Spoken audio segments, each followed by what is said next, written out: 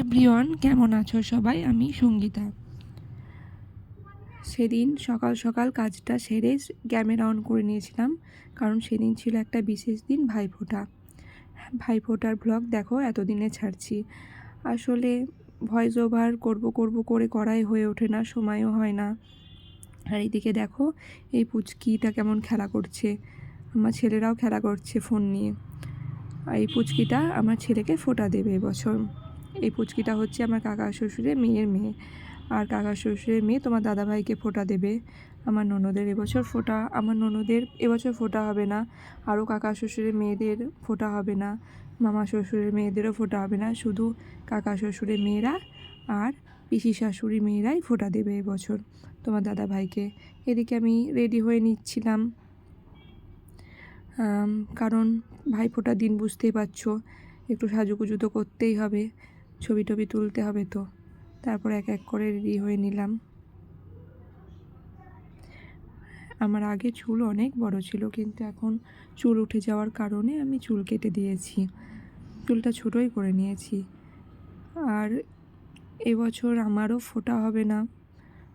অন্য বছর আমার জেঠুর ছেলে আসে ফোঁটা নিতে, কিন্তু এবছর আমার ফোঁটা হবে না, সেই জন্য আমার খুব মনটা খারাপ। আর আমার নিজের দাদা ভাই নেই, আমার জেঠুর ছেলেকেই ফোঁটা দিই আমি ছোটো থেকে।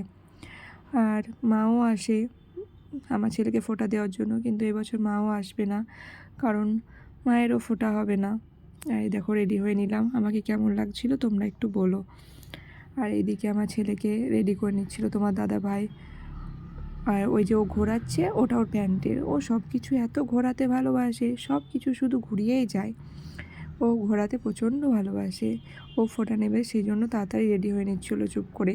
তাছাড়া ওকে এত চুপ করে ও দাঁড়িয়ে থাকে না কখনো।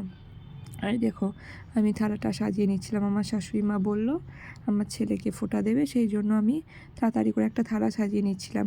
আর এই থালাগুলো আগেই সাজানো ছিল, আমার ননদরা সাজিয়ে এনেছিল তোমার দাদা ভাইকে ফোঁটা দেওয়ার জন্য।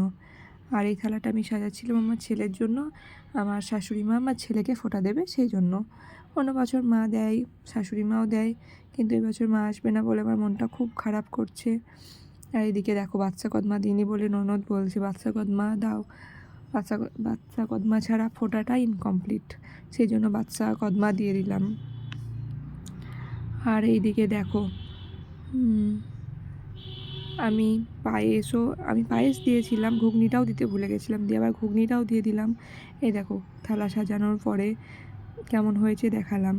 ফোঁটার দিনে কত কিছুই না হয়, কিন্তু কেউই কিছু তেমন খেতে পারে না দেখি, সব খাবার যেন নষ্টই হয় বেশিরভাগ। আর এইদিকে দেখো এটা হচ্ছে আমার 3 মামা শ্বশুর। আমার মামা শ্বশুর বাড়ি গ্রামেই, কিন্তু বড় মামা শ্বশুর শুধু গ্রামে থাকে, আর মেজো আর ছোটো মামা শ্বশুর কাজের সূত্রে রামপুরহাটে থাকে। আর এইদিকে দেখো মা সব ভাইদেরকে ফোঁটা দিয়ে দিচ্ছে। ফোঁটা দেওয়া দেখতে কতই না ভালো লাগে, কিন্তু যখন ফোঁটা দেওয়ার লোক থাকে না তখন খুব মনটা খারাপ করে ওঠে।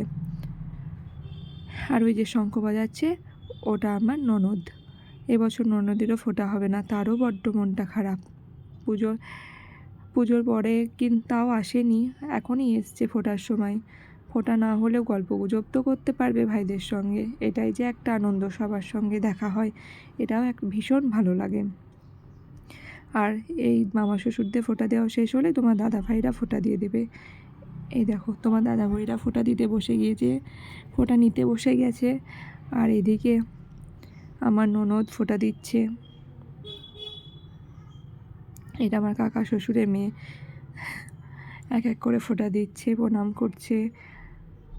ওদের ফোঁটা দেওয়া শেষ হলেই আমার ছেলেরা বসে যাবে, তারাও সকাল থেকে ভারী খাবার কিছু খায়নি, খেয়েছে টুকিটাকি খেয়েছে, ছোটো বাচ্চা না খেলে পারবেও না।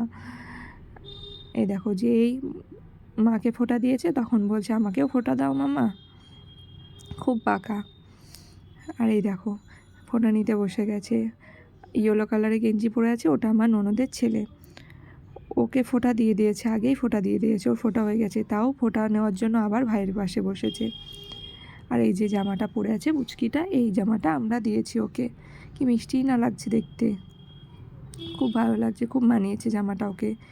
ওকে বারবার বলছে মন্ত্রটা ফোঁটা দেওয়ার, কিন্তু ও বলবে না, আমার ছেলেই বলে দিচ্ছে। আর সেই নিয়ে খুব হাসাহাসি হলো সবার। তারপরে অবশ্য বলেছিল, কিন্তু এত আস্তে আস্তে বলছিল শোনাই যাচ্ছিল না। ও খুব আস্তে আস্তে কথা বলে, ওর কথা শোনাই যায় না, মানে খুব আস্তে আস্তে। খুব মিষ্টি একটা মেয়ে, আমাদের সবার খুব প্রিয়। অন্য বছর আরও ননদের মেয়েরা ফোঁটা দেয়, কিন্তু এবছর ওদের ফোঁটা হবে না বলে আসেনি। এবছর একজনই ফোঁটা দেবে, প্রথমবার তো, সেই জন্য ওর একটু অসুবিধা হচ্ছিল বলে শাশুড়ি মা হাতে ধরে ফোঁটাটা দিয়ে দিল। তারপরে আমরা চলে গেছিলাম। ওই তো আমি বলেছিলাম না আমাদের নেমন্তন্ন আজকে একটা পিসি শাশুড়ির ছেলের বাড়িতে, মানে ওটা আমার ভাসুর হয়, ওদের বাড়িতে নেমন্তন্ন আছে। তো আমার ননদরা ওকে ফোঁটা দেবে বলে, ভাসুরকে ফোঁটা দেবে বলে থালা টালা সাজিয়ে নিয়েছিল। আমি যাচ্ছিলাম তখন দেখো, এটা আমাদের দুর্গা মন্দির, ক্লাবের দুর্গা মন্দির। খুব ভালো অনুষ্ঠান হয় এখানে পুজোর সময়। আর এদিকে দেখো আমার ননদরা এক এক করে ফোঁটা দিয়ে দিল। এখানে আজকে ব্লগটা শেষ করলাম। Tata, bye bye.